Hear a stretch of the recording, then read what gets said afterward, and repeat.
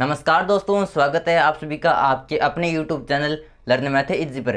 तो दोस्तों आज के इस वीडियो में हम सीखने वाले हैं कि मैथ्स कैसे सीखें। तो दोस्तों आज के इस वीडियो में हम मैथ्स के ऐसे 5 टॉपिक सीखने वाले हैं। अगर आप उनको सीख जाते हैं तो दोस्तों आपके मैथ्स में कहीं भी कोई दिक्कत आने वाली नहीं है। मैथ्स का आपका जो बेसिक है वो एकदम क्लियर होने वाला है। तो अगर आपको मैथ्स सीखना है तो प्लीज़ आपसे निवेदन है कि इस वीडियो को पूरा देखना, अंत तक वीडियो को स्किप बिल्कुल भी मत। और ये 500 टॉपिक सीखने के बाद आपका मैथ्स का जो बेसिक है वो एकदम क्लियर हो जाएगा।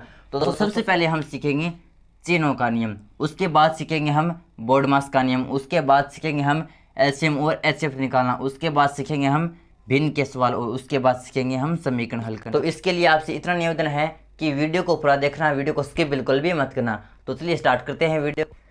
तो सबसे पहले हम सीखेंगे दोस्तों चिन्हों का नियम।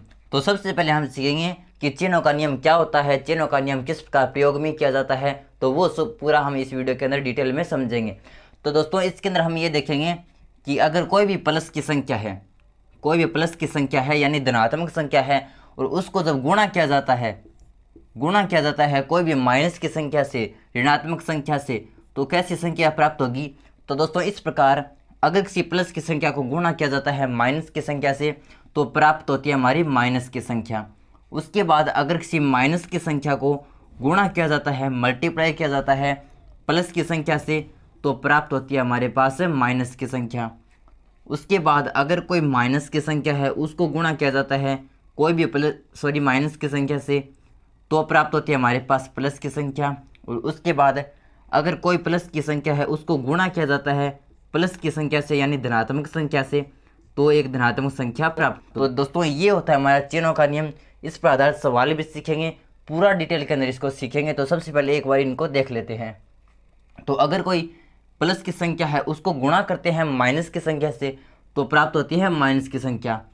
और उसके बाद अगर कोई माइनस की संख्या उसको गुणा करते हैं प्लस की संख्या से तो प्राप्त होती है हमारे पास माइनस की संख्या। अब के अंदर है क्या, तो हम ये देखते हैं दोनों के अंदर कि अगर एक धनात्मक है एक ऋणात्मक है यानी दोनों अलग अलग चिन्ह के विपरीत चिन्ह वाली संख्या है, अगर उनको गुणा करते हैं तो माइनस की संख्या प्राप्त होगी। यहाँ पर भी आप देख सकते हैं कि ये माइनस की है ये प्लस की है, यानी अगर विपरीत चिन्ह वाली संख्याओं को गुणा किया जाता है तो माइनस प्राप्त होता है, और अगर सेम चिन्ह वाली संख्याओं को गुणा किया जाता है तो प्लस प्राप्त होता है। बस इतना सा यहाँ पर है हमारा चिन्ह का नियम। बस आपको यहाँ पर ट्रिक के माध्यम से याद रखना है कि अगर अलग अलग संख्याएं हैं, अलग अलग चिन्ह हैं, एक धनात्मक है एक ऋणात्मक है तो माइनस प्राप्त होगा, और अगर दोनों एक जैसी है या तो माइनस है या प्लस है तो हमारे पास प्लस की संख्या प्राप्त होगी। तो ये होता है प्यारे बच्चों हमारा चिन्ह का नियम। अब सीखते हैं इन पर आधारित कुछ सवाल। जैसे मैं एक सवाल लेता हूँ कि 6 और 6 में जोड़ना है हमें माइनस का 5 जोड़ना है। अब जैसे में 6 में जोड़ना है माइनस का 5। अब दोस्तों हम यहाँ पर देखते हैं कि एक चिन्ह है प्लस का एक चिन्ह है माइनस का, तो यहाँ पर इनको जोड़ेंगे या घटाएंगे, क्या करेंगे। तो यहाँ पर हम यूज़ करेंगे यहाँ पर चिन्हों के नियम का। तो 6 को तो इसको ऐसा का ऐसा लिख देंगे। अब यहाँ पर जो प्लस और माइनस है ये दोनों यहाँ पर गुणा के रूप में है, और हम जानते हैं कि जब प्लस को गुणा करते हैं माइनस से तो हमेशा प्राप्त होता है माइनस। तो ये प्राप्त होगा हमारे पास माइनस और 5 का 5। अब 6 में से 5 घटा देंगे तो बच गया हमारे पास 1। अब यहाँ पर हमारे पास हमें समझ में नहीं आया कि यहाँ पर हमें करना क्या है, लेकिन जैसे हमने चिन्हों का नियम प्रयोग किया तो हमें पता चल गया कि हमें यहाँ पर 6 में से 5 घटाना है, माइनस करना है। तो 6 में से 5 घटाएंगे तो हमारे पास बच गया 1। इसी प्रकार हम और उदाहरण ले सकते हैं। जैसे यहाँ मैं उदाहरण लेता हूँ कि -5 प्लस माइनस का 2। तो अब यहाँ पर इनको हल करेंगे तो ये तो है माइनस का 5, फिर प्लस को माइनस से गुणा करते हैं तो आता है माइनस और 2। अब -5 और -2 ये होगा हमारे पास माइनस का 7। तो इस प्रकार दोस्तों ये हो गया हमारा चिन्हों का नियम, और इनको कैसे यूज किया जाता है वो भी मैंने आपको बता दिया, उदाहरण दे पता है दोस्तों 2 नंबर टॉपिक। और 2 नंबर टॉपिक हमारा बोर्डमास का नियम। अब बोर्डमास का नियम क्या है, तो दोस्तों बोर्डमास का नियम काम आता है हमारा कि जब हमें जोड़ घटाव गुणा भाग और ब्रैकेट ये सभी एक साथ दे दिया जाए कोई भी सवाल के अंदर और उसको हमें हल करने के लिए बोल दिया जाए, तब वहाँ पर काम आता है हमारा बोर्डमास का नियम। तो बोर्डमास का नियम क्या है इसको समझते हैं।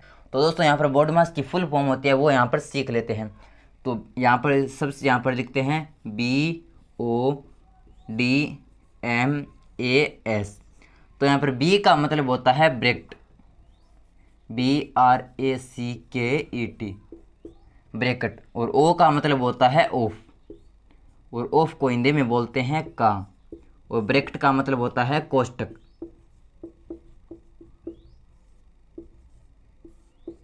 उसके बाद आता है डी, तो डी का मतलब होता है डिवीजन। डिवीजन का मतलब होता है भाग। उसके बाद एम, एम का मतलब होता है मल्टीप्लिकेशन। MULTIPLICATION, multiplication. मल्टीप्लिकेशन का मतलब होता है गुणा। उसके बाद आता है ए, ए का मतलब होता है एडिशन। एडिशन का मतलब होता है जोड़। और उसके बाद आता है सब्ट्रैक्शन। सब्ट्रैक्शन का मतलब होता है घटाव। तो इस प्रकार प्यारे बच्चों, इस रूल पर आधारित होता है हमारा बोर्डमास का नियम। अब होता क्या है इसको समझ लेते हैं। ये तो मैंने बताई है इसकी फुल फॉर्म, कि बी का मतलब क्या होता है, ओ का मतलब क्या होता है, डी का, एम का, ए का, एस का। अब इसको यूज़ कैसे करते हैं, तो दोस्तों ये बोर्डमास का यहाँ पर जो रूल है वो हमारा काम आता है कि अगर कोई भी हमारे पास सवाल दिया होता है, उसके अंदर जोड़, घटाव, गुणा, भाग ये सभी एक साथ दिए होते हैं, तो यहाँ पर सबसे पहले कोष्टक हल होता है। सबसे पहले कोष्टक यानी ब्रैकेट हल होता है। उसके बाद ऑफ, ऑफ का मतलब होता है का। कोई कोई सवाल के अंदर का दिया होता है, जैसे 5 का 15% बताओ, तो यहाँ पर का को हटाकर हम यहाँ पर गुणा का निशान लगा देंगे। तो वो पूरा डिटेल में समझेंगे, बस वीडियो को पूरा देखना। बी का मतलब होता है ब्रैकेट, ओ का मतलब होता है ऑफ, डी का मतलब होता है डिवीजन, यानी सबसे पहले ब्रैकेट हल करेंगे, उसके बाद ऑफ, उसके बाद भाग हल करेंगे 3 नंबर पर, उसके बाद गुणा हल करेंगे अगर दिया हुआ है तो, उसके बाद जोड़ और घटाव में कोई भी हल कर सकते हैं। इन दोनों में से कोई भी पहले हल कर सकते हैं, कोई दिक्कत वाली बात है नहीं है। लेकिन इनमें दोस्तों रूल लागू होता है कि सबसे पहले ब्रैकेट हल होता है, उसके बाद ऑफ, उसके बाद भाग, उसके बाद गुणा हल होता है। अब ब्रैकेट भी 3 प्रकार के होते हैं। ब्रैकेट के अंदर एक होता है छोटा ब्रैकेट, एक होता है मंझला ब्रैकेट, और एक होता है बड़ा ब्रैकेट। ये 3 ब्रैकेट होते हैं। उसमें सबसे पहले छोटा ब्रैकेट हल होता है, उसके बाद बड़ा ब्रैकेट मंझला ब्रैकेट हल होता है, और उसके बाद में बड़ा ब्रैकेट हल होता है। इस प्रकार दोस्तों सबसे पहले ब्रैकेट हल होता है अगर दिया होता है तो, और उसमें भी सबसे पहले छोटा ब्रैकेट, फिर मंझला, फिर बड़ा ब्रैकेट, उसके बाद ऑफ, उसके बाद भाग, गुणा, जोड़, घटाव। अब जैसे 1-2 सवाल लेकर समझते हैं। तो जैसे मैं यहाँ पर एक सवाल लेता हूँ कि 5 + 2 भाग 4 - 6 गुणा 3। जैसे मैंने यहाँ पर सवाल ले लिया, तो अब हमें करना क्या है दोस्तों, कि अब यहाँ पर हमें ऐसा पता नहीं चला है कि सबसे पहले भाग हल करेंगे या गुणा हल करेंगे। तो हम एक रूल जानते हैं बोर्डमास, जिसके अंदर अगर ब्रैकेट दिया होता है तो सबसे पहले ब्रैकेट हल होगा। तो यहाँ पर हम देखते हैं कि ब्रैकेट नहीं है, तो ब्रैकेट यहाँ पर छोड़ देंगे। उसके बाद देखते हैं 2 नंबर पर ऑफ यानी का हल होता है, तो यहाँ पर ऑफ भी नहीं है। अब आते हैं भाग, तो हम देखते हैं कि इसके अंदर भाग है, तो सबसे पहले भाग हल होगा। तो बाकी वैसा का वैसा लिख देंगे। तो 5 का 5, प्लस का प्लस। अब 2 भाग 4, यानी 2 में हमें 4 का भाग देना है, तो 2 में 4 का भाग देंगे। तो इसे हम लिख सकते हैं 2 में 2 का भाग 1 बार, और 4 में 2 का भाग 2 बार। तो यहाँ पर जब हम 2 में 4 का भाग देंगे तो इसे हम लिख सकते हैं 1/2, क्योंकि इसको 2 से काट दिया, इसको 2 से काट दिया। तो 2 में 2 का भाग 1 बार, 4 में 2 का भाग 2 बार। तो 2/4 को 1/2 भी लिख सकते हैं। तो यहाँ पर हम क्या करेंगे कि 2 भाग 4 का मतलब होता है 1/2, और 1/2 का मतलब होता है 0.5, क्योंकि जब हम 1 में 2 का भाग देंगे तो 0.5 ही आएगा।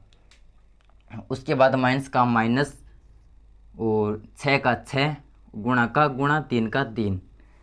तो भाग हल कर लिया। उसके बाद हल करेंगे गुणा।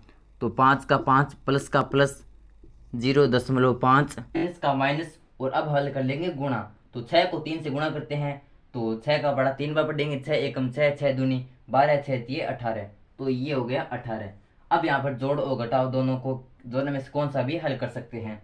तो आगे हल करेंगे। तो 5 और 0.5, ये होगा हमारे पास 5.5 - 18। तो 5.5 में से 18 घटा नहीं सकते, क्योंकि 18 बड़ी है, ये छोटी है, छोटी में से बड़ी संख्या घटा नहीं सकते। तो 18 में से 5.5 घटा लेंगे, जो भी मान आएगा वो हमारा माइनस का आ जाएगा। तो 18 में से हम 5.5 घटाएंगे तो ये बचेगा हमारे पास 12.5, लेकिन ये बचेगा माइनस का, क्योंकि माइनस की संख्या हमारे पास बड़ी है। तो इस प्रकार प्यारे बच्चों ये होता है हमारा बोडमास का नियम।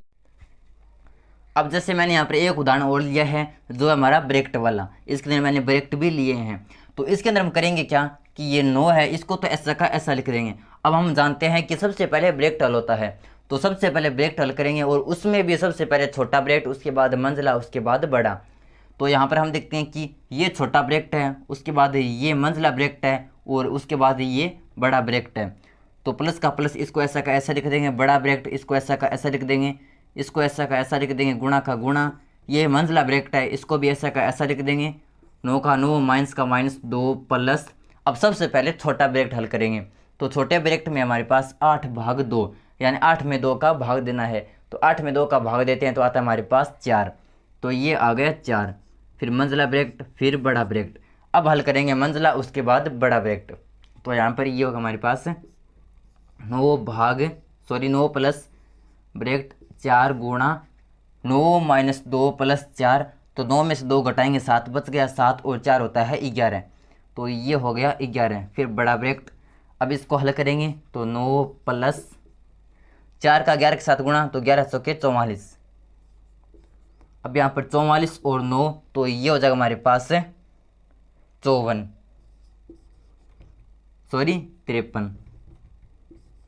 तो इस प्रकार प्यारे बच्चों ये हो गया हमारा 2 नंबर टॉपिक जो था बोडमास का नियम। तो इस प्रकार प्यारे बच्चों ये था हमारा 2 नंबर टॉपिक बोडमास का नियम, जो काम आता है हमारा अगर एक साथ जोड़, घटाव, गुणा, भाग, ब्रैकेट आदि आ जाए तो उनको कैसे हल करते हैं, उस काम आता है हमारा बोडमास का नियम, जो कि एक अहम भूमिका निभाता है हमारे मैथ्स को आसान बनाने की। दोस्तों इस प्रकार के मैथ के अंदर बहुत से सवाल हमें देखने को मिलते हैं, तो जो हल होते हैं हमारे बोडमास के नियम पर। तो इस प्रकार दोस्तों ये था हमारा 2 नंबर टॉपिक। अब आता है 3 नंबर टॉपिक, जिसके अंदर हम सीखेंगे एलसीएम और एचसीएफ निकालना। उससे पहले आपसे छोटा सा निवेदन है कि अगर आप इस वीडियो को अब तक लाइक नहीं किया है तो प्लीज़ वीडियो को लाइक कर दीजिए, जो नीचे लाइक का बटन उसको ज़रूर से दबा दीजिए, और साथ ही हमारे चैनल को सब्सक्राइब कर लीजिए, क्योंकि इसी तरह के वीडियोज़ मैं आपके लिए बनाता रहता हूँ। तो वीडियो को लाइक कर दीजिए और चैनल को सब्सक्राइब कर दीजिए। अब सीखते हैं एलसीएम और एचसीएफ निकालना। तो अब आता है दोस्तों हमारा 3 नंबर टॉपिक, और 3 नंबर टॉपिक है एलसीएम और एचसीएफ निकालना। तो दोस्तों मैंने यहाँ पर एक सवाल लिया है कि 20, 35 और 12 का एलसीएम तथा एचसीएफ निकाल लो। अब दोस्तों सबसे पहले निकालेंगे एलसीएम, उसके बाद निकालेंगे एचसीएफ। तो दोस्तों एलसीएम हमारा निकाला जाता है एक साथ, इन तीनों का जब एक साथ अभाज्य गुणनखंड करेंगे वो तब हमारा निकलेगा एलसीएम, और जब इनका अलग अलग अभाज्य गुणनखंड करेंगे उसके बाद निकलेगा इनका एचसीएफ। तो कैसे निकलेगा वो यहाँ पे हम सीखेंगे। तो सबसे पहले निकालेंगे हम एलसीएम। तो एलसीएम के लिए हमें करना क्या होगा कि इन तीनों का एक साथ अभाज्य गुणनखंड करना होगा। तो हमें निकालना है 20 का, 35 का और 12 का। तो 20, 35 और 12 को एक साथ लिख लेते हैं और इनका करेंगे हम अभाज्य गुणनखंड। तो सबसे पहले इनमें जाएगा 2 का भाग, तो 20 में 2 का भाग 10 बार, 35 में 2 का भाग जाता नहीं है पूरा पूरा, तो इसको ऐसा का ऐसा लिख देंगे।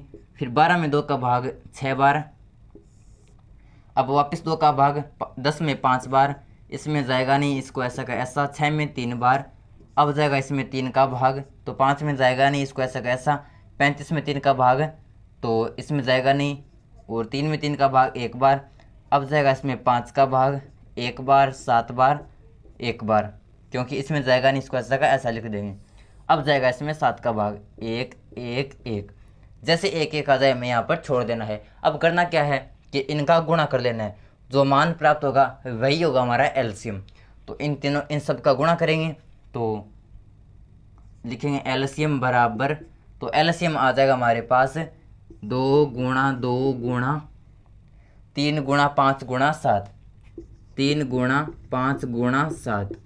तो प्यारे बच्चों ये हो जाएगा 2 गुणा 2 यानी 4, और 4 का 3 के साथ गुणा, तो 4 3 12, और 12 पंजे 60, और 60 का 7 के साथ गुणा करेंगे तो ये आ जाएगा हमारे पास 420। तो इस प्रकार प्यारे बच्चों ये आ गया हमारा 20, 35 और 12 का एलसीएम। अब निकालेंगे इनका एचसीएफ। तो यहाँ पे इसको कर देता हूँ मैं यहाँ पर साफ। तो अब यहाँ पर निकालेंगे एचसीएफ। तो एलसीएम के अंदर तो हमने क्या किया, इनका एक साथ अभाज्य गुणनखंड किया, और एचसीएफ में करेंगे इनका अलग अलग अभाज्य गुणनखंड करेंगे। तो सबसे पहले 20 का करेंगे, यहाँ पर करेंगे 35 का, यहाँ पर करेंगे 12 का। तो इसमें सबसे पहले जाएगा 2 का भाग 10 बार, फिर जाएगा 2 का भाग 5 बार, फिर जाएगा 5 का भाग 1 बार। इसमें सबसे पहले जाएगा 5 का भाग 7 बार, फिर जाएगा 7 का भाग 1 बार। इसमें 2 का भाग 6 बार, इसमें 2 का भाग 3 बार, और 3 में 3 का भाग 1 बार। तो ये होगा हमारा अभाज्य गुणनखंड। अब क्या करेंगे, 20 का अभाज्य गुणनखंड अलग लिख लेंगे, 35 का अलग लिख लेंगे, और 12 का अलग लिख लेंगे। तो 20 का अभाज्य गुणनखंड है हमारे पास 2 गुणा 2 गुणा 5, 2 गुणा 2 गुणा 5। इसका है 5 गुणा 7, और इसका है हमारे पास 2 गुणा 2 गुणा 3। तो ये आ गया हमारे पास इन सब का अभाज्य गुणनखंड। तो अब हम क्या करेंगे दोस्तों, अब यहाँ पर हम ये देखेंगे कि इन तीनों के अंदर कॉमन क्या चीज़ है। तो सबसे पहले 2 देखते हैं। तो 2 इसके अंदर है, लेकिन इसके अंदर नहीं है, इसके अंदर भी है। तो तीनों के अंदर तो कॉमन नहीं है 2, तो 2 को नहीं लेंगे। उसके बाद 5, तो 5 इसके अंदर भी है, इसके अंदर भी है, लेकिन इसके अंदर नहीं है। इसी प्रकार 7 इसके अंदर है, बाकी के अंदर नहीं है। 3 इसके अंदर है, तो इनके अंदर नहीं है। तो हमें ऐसी संख्या देखनी है जो तीनों के अंदर कॉमन है। तो हम जानते हैं कि कोई भी संख्या के गुणा में 1 तो लगा सकते हैं, इसमें भी 1 लगा सकते हैं, इसमें भी 1 लगा सकते हैं। तो यहाँ पर हम जानते हैं कि कोई भी संख्या के गुणा में 1 तो होता ही है, तो मैंने सब के गुणा में 1 लगा दिया। अब हम देखते हैं कि इन तीनों में कॉमन सिर्फ व सिर्फ 1 है, 1 इसमें भी है, इसमें भी है, इसमें भी है। तो इस प्रकार हमारा HCF आ जाएगा हमारे पास 1। अब मान लेते हैं, ये तो आ गया हमारा आंसर। अब मान लेते हैं कि 2 इसके अंदर भी है, इसके अंदर भी होता और इसके अंदर भी होता, तो हमारा HCF आ जाता हमारे पास 2, क्योंकि 1 तो 1 है और 1 2 हो जाता, तो 2 गुणा 1, तो यहाँ पर मान आ जाता हमारे पास 2। तो यहाँ पर फिलहाल आया हमारे पास 1। अगर यहाँ पर 2 और होता कॉमन तो HCF आ जाता हमारे पास 2।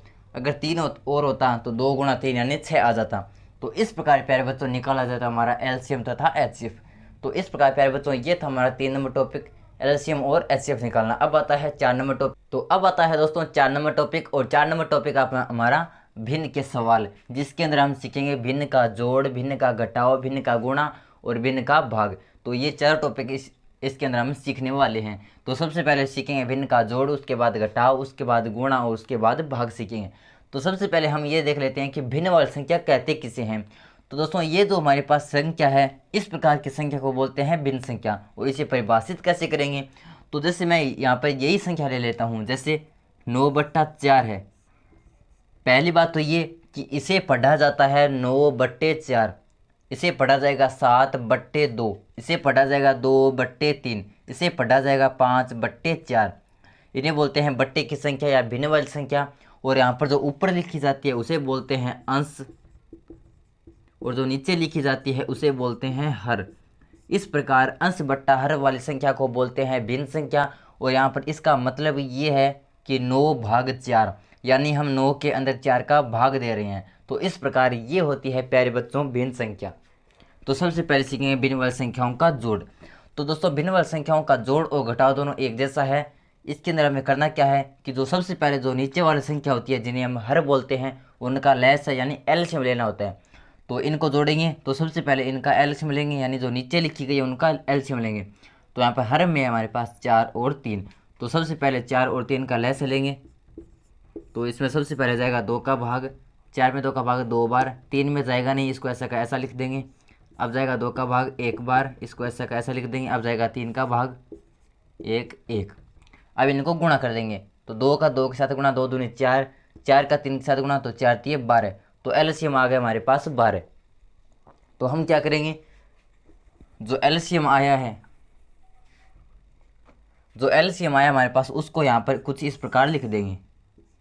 अब क्या करेंगे, इस साइड से शुरू करेंगे, जो नीचे वाली संख्या है इसका इसमें भाग देंगे। 4 का 12 में भाग 3 बार गया, और इसका गुणा कर देना है इसके ऊपर वाली संख्या यानी 5 के साथ। फिर प्लस का निशान, तो प्लस का निशान लगा देंगे। फिर इस नीचे वाली संख्या का इसमें भाग, तो 3 का 12 में भाग 4 बार, इसका गुणा कर देना है इसके ऊपर वाली संख्या यानी 2 के साथ। तो 3 पंजे 15 प्लस 4 दुए 8 बट्टे 12, तो 15 और 8 तो ये हो गया 23 बट्टे 12। तो इस प्रकार प्यारे बच्चों ये हो गया भिन्न वाले संख्याओं का जोड़। अब आता है घटाव। तो मैंने आपको बताया जोड़ और घटाव दोनों एक जैसे हैं। सबसे पहले हमें हर वाली संख्या का लैसा यानी एलसीएम लेना होता है। तो यहाँ पर हर में हमारे पास 4 और 2, तो 4 और 2 का एलसीएम लेंगे तो 2 का भाग 2 बार 1 बार, फिर वापस 2 का भाग 1 बार 1, तो ये आ गया हमारे पास 2 दूनी 4।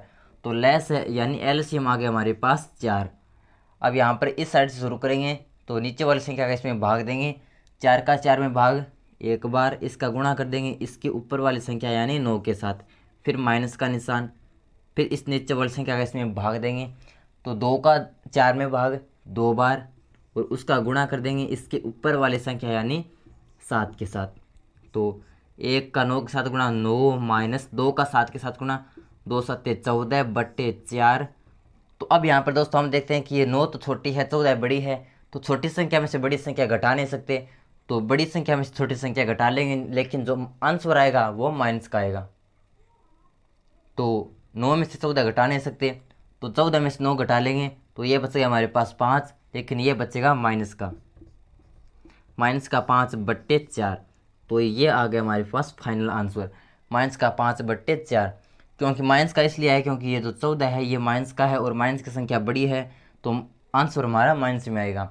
तो इस प्रकार ये होगा भिन्न वाली संख्याओं का जोड़ और घटाव। अब आता है गुणा तथा भाग। तो अब आता है भिन्न वाली संख्याओं का गुणा और भाग। तो दोस्तों उससे पहले मैं आपसे छोटा सा निवेदन करना चाहूँगा कि ये वीडियो आपको कैसा लग रहा है ये मुझे कमेंट बॉक्स में कमेंट करके जरूर बताइए, और आप किस टॉपिक पर और वीडियो चाहते हैं उस टॉपिक का नाम भी मुझे कमेंट बॉक्स में कमेंट करके जरूर बताइए, ताकि मैं अगला वीडियो उस टॉपिक पर बना सकूं। तो चलिए अब सीखते हैं भिन्न वाली संख्याओं का गुणा। तो गुणा के अंदर मैंने लिया है 5 बट्टे 2 को गुणा करना है 6 बट्टे 7 से। तो दोस्तों भिन्न वाली संख्याओं का गुणा और भाग एकदम सिंपल सा होता है। गुणा के अंदर में करना क्या होता है कि जो ऊपर वाली संख्या होती है उनका एक साथ गुणा होता है, नीचे वाली संख्याओं का एक साथ गुणा होता है, बस इतना कॉन्सेप्ट होता है इसके अंदर। तो 5 का 6 के साथ गुणा तो 5 छक्के 30 बट्टे 2 का 7 के साथ गुणा 2 सत्ते 14। तो ये आ गया इसका आंसर। बस इतना सा होता है गुणा भिन्न वाली संख्याओं का। अब आता है भाग। तो भाग के अंदर आपको क्या करना है कि जो पहली संख्या है इसको तो ऐसा का ऐसा लिख देना है, उसके बाद जो भाग का निशान है इसको हटा देना है, इसकी जगह गुणा का निशान लगा देना है। जैसे भाग को हटाकर गुणा का निशान लगाएं तो अगली संख्या को पलट देना है, जो ऊपर है उसको नीचे लिख देना है, जो नीचे है उसको ऊपर लिख देना है। 4 बट्टा 3 है इसको 3 बट्टा 4 लिख देना है। अब गुणा करना में आता है ऊपर का ऊपर गुणा नीचे का नीचे गुणा। तो 9 का 3 के साथ गुणा तो 9 3 27 बट्टे 2 का 4 के साथ गुणा तो 2 चौके 8। तो इस प्रकार ये आ गया फाइनल आंसर। तो प्यारे बच्चों इस प्रकार ये हो गया भिन्न वाली संख्याओं का जोड़ घटाव गुणा तथा भाग। अब आता है हमारा आज के इस वीडियो का लास्ट टॉपिक, और लास्ट टॉपिक हमारा 5 नंबर, और 5 नंबर हम सीखेंगे समीकरणों को हल करना। तो प्यारे बच्चों अगर आपने अभी तक वीडियो को लाइक नहीं किया तो वीडियो को लाइक कर दीजिए, और साथ ही हमारे चैनल को भी सब्सक्राइब कर दीजिए, क्योंकि इसी तरह के वीडियोज़ आपको यहाँ पर मिलते रहते हैं। तो चलिए अब सीखते हैं 5 नंबर टॉपिक, जो है हमारा समीकरणों को हल करना। अब आता है प्यारे बच्चों 5 नंबर टॉपिक, और 5 नंबर टॉपिक है समीकरणों को हल करना। तो प्यारे बच्चों इसके अंदर मैंने 2 समीकरण ली है जिसके अंदर हमें x का मान ज्ञात करना है। तो चलिए सीखते हैं। तो पहले मैंने लिया है कि x + 4 = 9, इसके अंदर x का मान ज्ञात करना है। तो हम करेंगे क्या दोस्तों कि जो x वाला पद है उसको तो एक तरफ रखेंगे, जो संख्याएं हैं उनको एक तरफ रखेंगे, तो बीच में है बराबर का निशान। तो हम क्या करेंगे x को तो एक तरफ रखेंगे, तो ये x है इसको यहाँ पर रख लेंगे। अब ये 4 प्लस का है इसको बराबर से उस तरफ भेजेंगे तो माइनस का हो जाएगा। यानी कहने का मतलब ये है कि कोई भी संख्या अगर प्लस की है वो बराबर से उस तरफ जाती है तो माइनस की हो जाती है, और अगर कोई भी संख्या माइनस की है वो बराबर से उस तरफ जाती है वो प्लस की हो जाती है। यानी कोई भी संख्या जब बराबर से उस तरफ भेजी जाती है तो उसका चिन्ह चेंज हो जाता है। तो ये प्लस का 4 है बराबर से उस तरफ जाएगा तो ये हो जाएगा माइनस का 4, यानी 9 के माइनस में आ जाएगा। तो यह बन जाएगा x = 9 - 4 यानी 5। और प्यारे बच्चों मैंने आपको बताया कि जो भी आप जिस भी टॉपिक पर आप वीडियो चाहते हैं उस टॉपिक का नाम मुझे कमेंट बॉक्स में कमेंट करके ज़रूर बता दीजिए, ताकि मैं उस टॉपिक पर वीडियो बना सकूं, और मुझे टॉपिक पर वीडियो बनाने का आइडिया भी मिल सके। साथ ही ये वीडियो आपको कैसा लग रहा है मुझे मैं कमेंट बॉक्स में कमेंट करके ज़रूर बताइए।